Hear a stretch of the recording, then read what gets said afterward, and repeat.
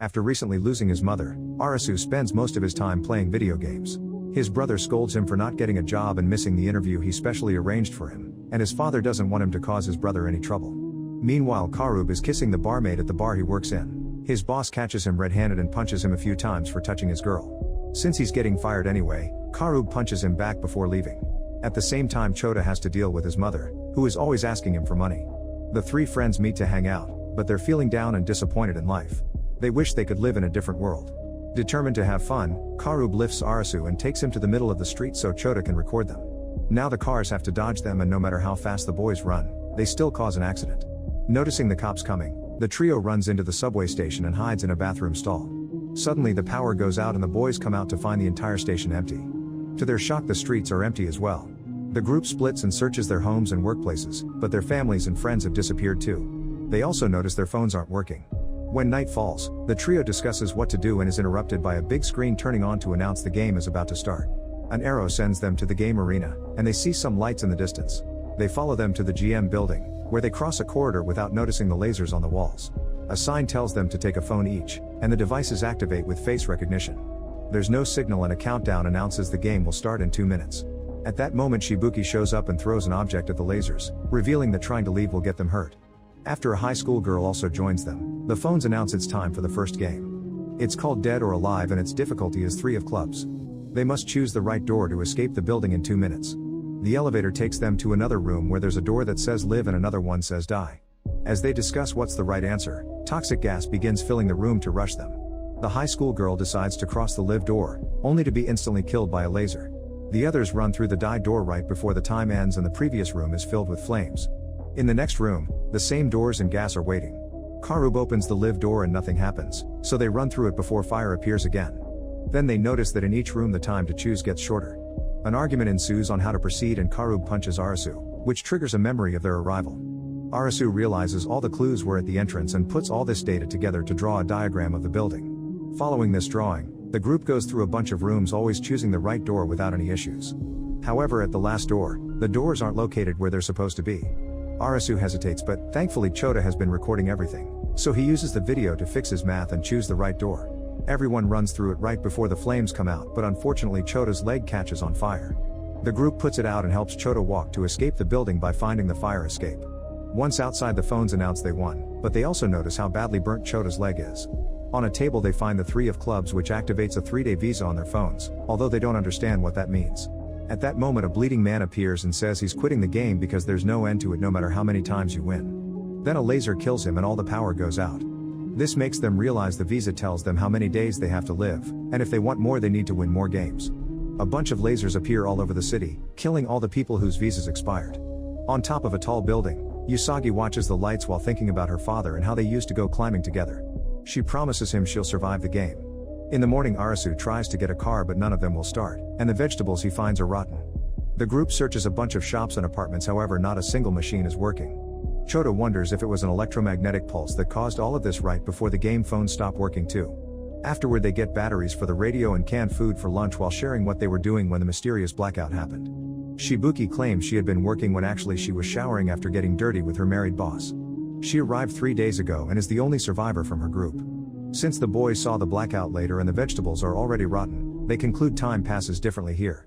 Chota's injury is getting worse, so Karub and Araizu talk in private and agree to join a game by themselves to learn more without getting their friend in trouble.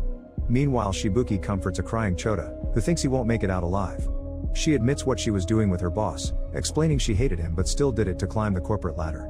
Then she kisses Chota and they get naughty, which makes Chota remember the day he saw his mother getting it on with the local priest. Specific apartments all over the city light up with new games. Karub and Arasu join the same game as Usagi and everyone gets a new phone. Once the group has 13 players, the phones announce the game is starting and the difficulty is 5 of spades. Nitobe tells them this will be a physical game and that each card suit has a different meaning. Clubs are team battles, diamonds are wits, and hearts are betrayal. The larger the number the harder the game, but it also equals more visa days.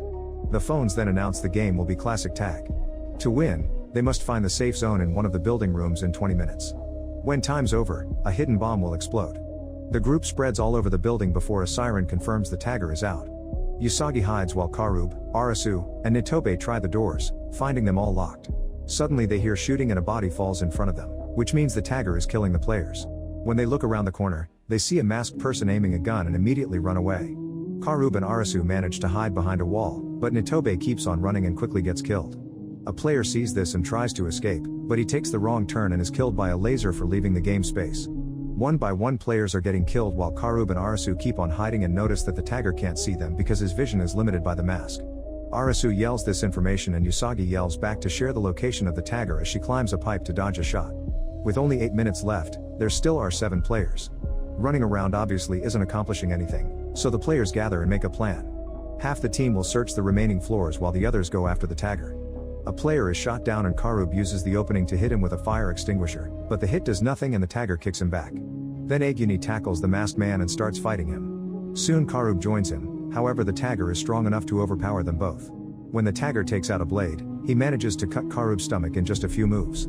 Meanwhile Arasu and Chishiya realize that the shooting had a specific pattern that takes them to the only unlocked door. The duo enters the empty apartment and a surprise second tagger tries to attack them, but Chishiya quickly knocks her out with a taser. However the woman immediately recovers, so Chishiya runs out of the apartment while Arasu hides in the other room. The safe zone is there and needs 2 people to press 2 buttons to end the game. Arasu yells the answer through the window and Usagi heads there while Aguni keeps on fighting the first tagger, getting a scar on his face in the process. Refusing to lose, Aguni begins punching the man over and over until he's finally unconscious for good. The second tagger shoots the door open and Arasu dodges the shots before jumping to fight the woman, trying to make her drop the gun. Chishiya watches it all but doesn't help. Usagi climbs the walls to change floors and enters the safe zone through the window, then Chishiya throws the taser at her and she uses it to knock out the attacker. Then she and Arasu run to press the buttons with just 1 second left. The phones announce the players won and the collars around the taggers explode, instantly killing them. Karub notices that the tagger's phone says game over, so they were random people forced to play too. Then he hears a noise and finds a radio in the pocket of a dead player. The voice on the radio says the answer is in our hands, return to the beach. Chishiya checks the pockets of the dead tagger and finds a strange drawing. In the morning Karub and Arasu come back and share the message from the radio. They want to go looking for the beach, but since Shibuki's and Chota's visas expire today, first they need to play another game. Arasu can't stop seeing the dead tagger, feeling guilty for her death. Karub goes to the bar he worked at and retrieves the engagement ring he hid there. In the evening the big screens announce a new game and the group follows the lights to the botanical garden. They find a bunch of tools on a table with a sign that says free to use. There also are 4 phones that tell them to put on special goggles before announcing that the next game is hide and seek and its difficulty is 7 of hearts. 1 person will be the wolf while the other 3 will be the lambs, who must hide from the wolf. If a lamb is found by the wolf, then that person becomes the next wolf. The game lasts 15 minutes and whoever is the wolf at the end wins while the lambs will be killed by the collars. The game begins and Chota is chosen as the first wolf. He immediately panics and tries to remove the collar, so Arasu stops him because he's afraid breaking the rules will kill him. When Chota looks up at his friend, the wolf is transferred to Arasu. The same happens when he looks at Karub, so Shibuki makes sure to make eye contact with him. Once she has the wolf, she grabs a weapon and runs away to hide. Karub runs after her and when she trips, he jumps on her to fight her and try to make her look at him. Shibuki grabs a rock to hit his wound, however they accidentally make eye contact and he becomes the wolf again. Now he's the one trying to run, so Shibuki grabs him and starts repeatedly hitting his wound with the rock. After Karub manages to kick her off, Arasu shows up and takes the wolf before begging the others to work together. Shibuki refuses and starts chasing after him, but when she's about to attack, Chota tackles her to the ground. Arasu runs again and hides so he can try using the tools to remove the goggles, however he remembers the death of the tagger and stops. Karub is searching for him as he begs him to let him be the wolf, pointing out Arasu became a loser with no future since he dropped out of university. A flashback shows that Arasu's father always insulted him, but Chota and Karub were always there to cheer him up. Sometimes Karub would even make his dates shorter to be with his friends. Crying as he remembers all their time together, Arasu announces that he'll drop out of the game and starts looking for his friends to pass them the wolf, but he can't find them. Chota drags Shibuki into hiding as the main screen reminds everyone that the lambs are supposed to hide. Karub starts talking about their friendship through the goggles and stays hidden as well. Both he and Chota want Arasu to live for them. Arasu keeps on running and finally finds Karub, but it's too late. The time runs out and Chota, Shibuki, and Karub all die when the goggle collars blow up their heads. In the morning Usagi finds a rabbit in the net she left in the park and kills it to have fresh meat. On her way back she finds a crestfallen Arasu lying on the street. When she approaches him, he says he'll die too, but she doesn't care and leaves. It's revealed Usagi is hiding in a warehouse with a bunch of survival equipment. After eating her rabbit stew she goes to the bookstore to get a novel and sees Arasu lying under the rain. A flashback shows that Usagi used to be very close to her father and they went climbing together all the time. One day his father left alone to do a special no-oxygen climb and the media started to harass the family, accusing them of staging the whole thing. To escape the unwanted attention, the man left on another climbing trip and was never seen again. In the present, Arasu wakes up in Usagi's hideout. She shares her food with him, but he doesn't take it because he feels guilty about his friends' deaths and wants to join them. Usagi shares she used to feel that way too, but since she made the effort to cook for him, he should eat anyway. Arasu takes the food but still doesn't move and plans to let his visa expire. When Usagi mentions he helped her during the tag game and that she wants to return the favor, Arasu finally stands up. In the evening, the duo follows the lights that take them to a bus. Inside they find 3 players who have been here for a while and do all the games together because they think teamwork helps them win. Arasu notices that Takuma has a wounded leg. The phones announce the beginning of the game with a difficulty of 4 of clubs. It's called distance and they must endure a trial to reach the goal in 2 hours.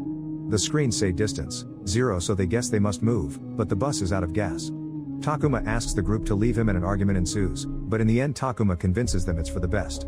Usagi, Arasu, and the other 2 men start running and the distance counter on their phones goes up. Eventually they find a replenishment station, but Usagi is suspicious of those bottles and shares her own water instead. Then they keep running until they reach a road full of cars. To their shock, a panther is waiting there and starts chasing after them. One of the guys hides under a car while Arasu blocks the panther with a door. Usagi finds a flare and throws it at the animal so she, Arasu, and the other guy can keep running. Unfortunately, the panther jumps on the last guy and begins devouring him. The group soon gets tired and doesn't know if they'll make it. At that moment, Arasu finds a bike on the back of a truck and remembers it's only the electrical circuits that have been destroyed. This bike model works on diesel, so Arasu starts pushing it back to the bus area to hopefully help Takuma. Usagi and the other guy keep running forward, only to discover the road is blocked by a wall. With only 15 minutes left, Arasu arrives at the bus. 10 minutes later, Usagi and the guy hear a noise. It turns out the wall is starting to break and water is bursting through. The duo immediately begins running, and since Usagi is well trained, she manages to escape. However, the man is tired and falls, so the water kills him. At that moment, Arasu and Takuma show up on the bus and grab Usagi to bring her inside right before the water takes her too. Time runs out and the trio is still alive because the bus had the word goal painted on it all along, which means they had to stay there to win. The counter on their phones indicated how far they were from it. After Takuma says goodbye to them, Arasu and Usagi get a bicycle and start crossing the bridge to try to find the beach. A few days later, Arasu approaches 2 players to ask if they know anything about the beach, but the men run away as soon as they hear the word. Every night he has to share the tent with Usagi, which makes him uncomfortable. Seeing that Arasu isn't used to camping, Usagi decides to teach him some survival skills like tracking down animals. That night, Arasu watches some players gather at a building. He notices a few people are wearing the same locker key bracelet, which makes him realize Aguni and his friend had it too. Usagi finds another group and notices the same bracelets.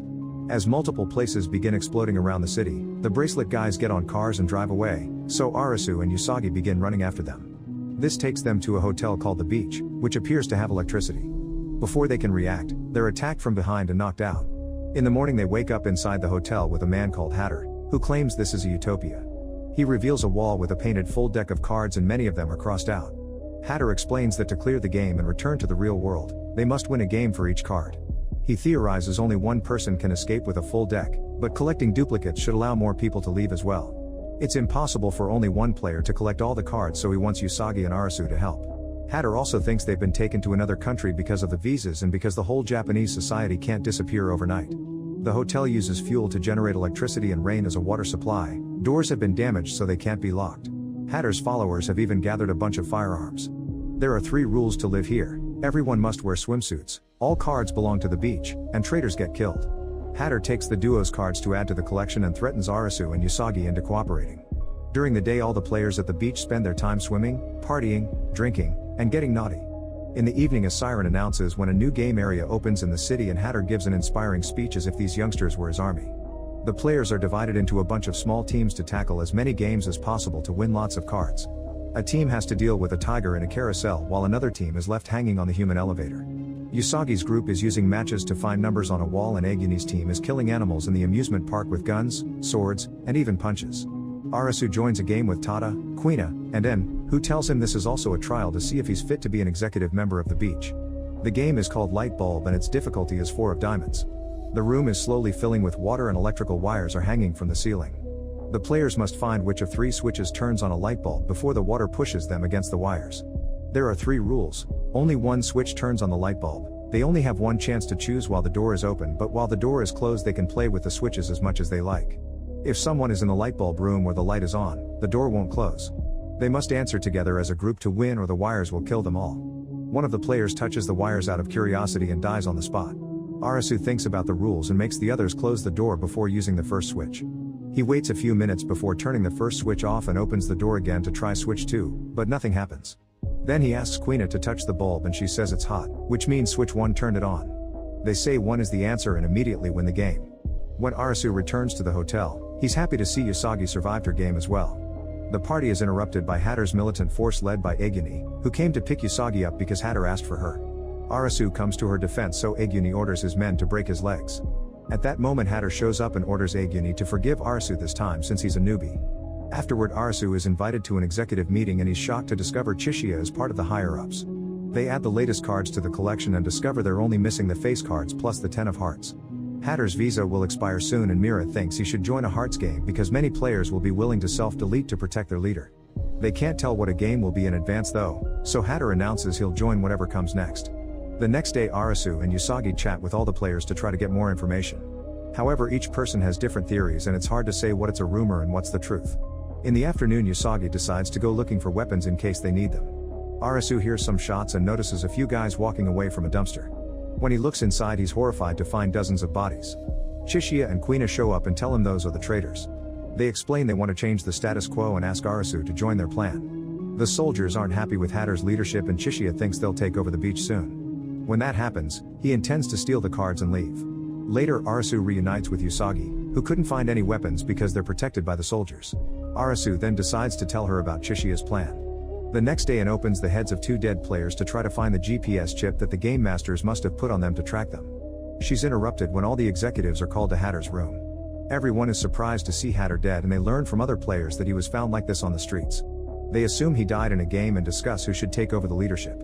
Rules say it should be Hatter's right hand, but the militants threaten everyone into voting for Aguni. Soldier Naragi even punches Hatter's dead face for fun. Now Aguni can open the black envelope that contains the password to the safe with the cards. Once he memorizes it, he seals the envelope again with the leader's ring. While Aguni gives a speech to announce he's the new leader, Chishiya starts his plan. He saw Aguni looking surprised by the paper with the password and theorizes it was empty, so he thinks the actual password is the numbers on the sealing ring. While he, Usagi, and Quina keep watch, Arasu sneaks around to find the safe and try the password. However, the number is incorrect and an alarm rings, which gets the attention of the soldiers. Arasu sees Chishiya among them and realizes the plan was to frame him all along. While Usagi is captured too, Naragi begins to kick Arasu until he passes out. Afterward Arasu is tied to a chair and his face is covered in tape. He's left inside a dark room to wait until morning when his visa expires. Meanwhile An does an autopsy on Hatter and finds the killing bullet. Chishiya discusses his real plan with Quina, revealing he always knew the safe was fake. He had noticed Aguni glancing at a painting and thinks inside the envelope was a drawing to match. While Quina keeps watch, Chishiya checks behind the painting and finds the real safe. The password from the ring works and he grabs all the cards. The other soldiers are holding Usagi down so Naragi can take advantage. Usagi bites his tongue and gets punched for it. At that moment the lights flicker to announce the start of a new game. Chishiya throws an object at the exit and realizes the beach is the game arena so the lasers won't let him leave with the cards. Phones appear on a table for every player in the hotel and all the TVs announce the next game is the 10 of hearts. All the players except Arasu gather in the lobby where they find Momoka with a knife in her chest. The game is called Witch Hunter and they have 2 hours to find the person who killed this girl and throw them in the fire. The soldiers immediately want to burn Momoka's best friend Asahi since they're always together, but Usagi and Mira stop them because any accusations must be proven. And uses the chance to explain she was working on Hatter's body and the type of bullet she found proves he was murdered by someone here. A girl starts pointing fingers and soldier Samura immediately kills her with his sword. Aguni announces that if the killer doesn't surrender, he'll throw everyone in the fire. People panic and start running away as Naragi and the other soldiers open fire at random. Usagi grabs the last phone and teams up with Tada, Asahi, and Tada's friend to look for Arasu. Soon players are getting killed all over the building and their bodies immediately get thrown in the fire, but none of them are the killer. Eventually Samura starts a fire in the basement to force everyone to come out to the yard so Naragi can shoot them from the roof. Usagi's group splits to look for Arasu and she finds a terrified soldier hiding in a bathroom who tells her the location. Tada watches his friend get shot and jumps on the shooter, punching her until she also tells him Arasu's location. In the meantime Quina and Chishiya are hiding in the security camera room to keep an eye on things and notice someone moving in the dark. Quina goes to that room and finds An grabbing some superglue. She wants to use it with some powder to get the fingerprints from the knife. The women are found by Samura, so Quina tells him to go while she fights him. By moving fast, Quina can dodge Samura's attacks and run into other rooms to use furniture as protection. Samura asks Quina what she used to do and she says she worked at a clothing store, but that isn't the whole truth. Quina was born a boy and trained in her father's dojo but always lost. Her father also beat her up whenever he found her doing girly things. Eventually her father kicked her out of the house and she got her transition operation. Years later, when she visited her mother at the hospital, the old lady immediately recognized her and called her beautiful. In contrast, Samura was a failed writer who shaved his head and got all his tattoos when he entered the game as a way to start a new life. Their fight continues and Samura manages to land a cut on Quina's arm, however Quina reacts quickly and disarms him before bringing him down with a kick. This breaks some glass and Samura starts throwing the shards all over the floor to make it hard for Quina to move since she's barefoot. He retrieves his sword and attacks again, but Quina concentrates and brings him down again before killing him with a well-landed punch to the head. The smoke is slowly filling the hotel and people gather in the corridors to get out, making it easier for soldiers to kill them. Naragi keeps on shooting the people who come out while remembering his high school days. Other boys used to beat him up and mock him, so his trauma has made him a violent man. Chishiya suddenly appears behind him and says one of the executives must be the killer. He throws all the cards in the air and when Naragi gets distracted, Chishiya uses a makeshift flamethrower to burn him down. In the lobby, and takes the knife from Momoka's body. Outside, the soldiers keep burning bodies while Aguni remembers his friendship with Hatter before they were brought here. Meanwhile, Arasu falls in the chair and thinks the smoke will kill him. He starts remembering his best moments with his friends and reminds himself he must survive for them. By rubbing his face against the carpet, he manages to take the tape off his mouth and he can breathe properly again. Then he starts screaming and is heard by Usagi and the others, but the door is locked. At that moment, more soldiers show up and open fire, so Tada and Asahi bring them down by hitting them with random objects. Usagi climbs out a bedroom window and reaches the neighboring room, breaking through the glass to finally find Arasu. She takes him out of the room and they reunite with Asahi and Tada. There are only 30 minutes left, so they give Arasu the last phone before quickly sharing the rules. He points out Heart Games toy with people's feelings, so the witch should be someone influencing the game. Arasu then realizes the game masters must have watched the beach all along and waited for Hatter's death to start this game, which means only one person can be the killer. At the same time, and finishes her experiment with the knife and discovers who the killer is, but she's found by the soldiers and knocked out. A flashback then shows Momoka and Asahi recording themselves in the empty streets of the city. It had been 5 days since everyone disappeared and they decided to keep a record of everything. They mentioned meeting certain person before they were brought to a special place where they started to work. The flashback ended when Momoka descended into the subway station, which was so dark that Asahi lost her. In the present, Aguni and his soldiers gather the remaining survivors in the lobby to kill them all. Arasu interrupts them and asks for help catching the killer, so Aguni begins beating him up. Usagi cuts in saying this means Aguni must be the killer, and Aguni admits it's true. He asks the soldiers to shoot, but Arasu stops them because he thinks Aguni is lying. Arasu always thought it was strange that the soldiers didn't take over the beach before since they had all the weapons, so he concludes Aguni and Hatter worked together all along. Aguni was in charge of keeping violent people like Naragi in check so Hatter could be the charming leader without trouble. However, Hatter slowly became crazy with power and killed a bunch of players who were hiding cards. This inspired him to create the rule that sentences traitors to death, which Aguni hated. After Hatter's last game, Aguni approached him to ask him to put an end to the beach and Hatter got so angry he tried to shoot him, but Aguni shot first in self-defense and killed his best friend. In the present, Aguni keeps beating Arasu up until he hears him say he killed his best friends too. The players realize Aguni wanted to kill everyone regardless of the game because he wanted revenge for Hatter, who was driven crazy by his followers' adoration. Arasu concludes that Momoka is the killer and she's self-deleted, but Aguni kicks him down and insists he did it. A fight ensues as Aguni tries to keep killing people, intending to bring everyone down with him. It turns out he's feeling guilty because Hatter's gun hadn't been loaded. Asahi tells Usagi and Arasu she'll create a distraction so they can burn Momoka. Suddenly Asahi announces she's the game dealer, and a laser shoots her in the head to kill her. At that moment Quina brings in, who confirms Momoka did it to herself. While Usagi concludes someone must have been controlling the girls, Arasu finally convinces Aguni to stop the killing. Unfortunately, the fire from the basement finally reaches the lobby and when the crowd tries to grab Momoka, they're stopped by a severely burnt Naragi opening fire. He throws a torch to make the flame spread faster and continues to shoot at the crowd, causing everyone to run in panic. Usagi and Arasu jump on him to stop him, but Naragi quickly throws them off. When he's about to shoot them, Aguni cuts in to act as a shield and picks up Naragi before jumping off the balcony. Both men fall into the fire and die. The crowd's shock is interrupted by the phones reminding them there are 3 minutes left. While everyone carries Momoka to the pyre outside, Arasu notices that Asahi's phone is still recording. As Momoka burns among the flames, the phones announce the game is over and the survivors won. Since everyone is distracted, Chishiya uses the chance to take the 10 of hearts. The next morning Usagi and Arasu watch the video on Momoka's phone. It turns out Momoka and Asahi were dealers, which means they set up games or joined them to act as taggers or disruptors. However, they were monitored just like normal players, and revealing their identities equaled death. In the subway station, a secret door took them to the game lair, which was a very advanced structure. Inside, people were watching the games on big screens while laughing and betting on the winners. Getting people killed gave Momoka and Asahi more days on their visas, but they couldn't take this anymore. Afterward, Usagi and Arasu follow the video to find the secret door in the station.